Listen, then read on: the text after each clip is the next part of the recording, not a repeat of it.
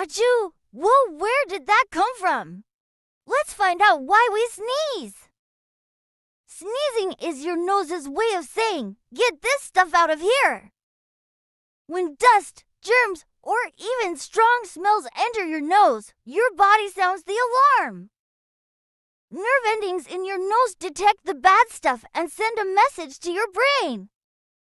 Your brain says, emergency, let's sneeze, and gets your whole body ready.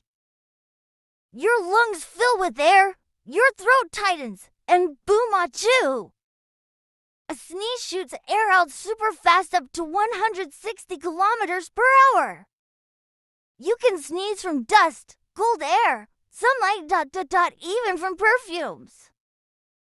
Some people sneeze in the sun. It's called the photic sneeze reflex and it's totally normal.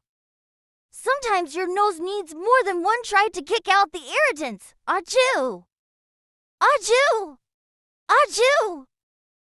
Don't hold in a sneeze, it can hurt your ears or throat. Let it out the safe way. Sneeze into your elbow, not your hands, and wash up after. That's superhero hygiene.